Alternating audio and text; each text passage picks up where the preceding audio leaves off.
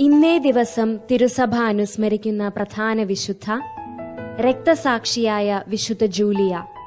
ജീവിതകാലം 5-ാം ശതാബ്ദം.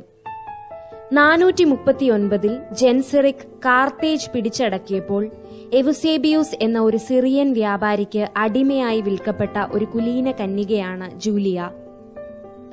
തൊഴിലില്ലാത്ത സമയമെല്ലാം ജൂലിയ പ്രസന്നമായി ക്ഷമാപൂർവം പ്രാർത്ഥനയിലും ജ്ഞാനവായനയിലും മുഴുകിയിരുന്നു. ഞായറാഴ്ച ഒഴികെ എല്ലാ ദിവസങ്ങളിലും അവൾ ഉപവസിച്ചു പോന്നു. അവളുടെ വിശ്വസ്തത കണ്ട യജമാനൻ ഈ തപോനിഷ്ഠകൾ സ്വൽപ്പം ലഘുപ്പെടുത്താൻ ആവശ്യപ്പെട്ടു.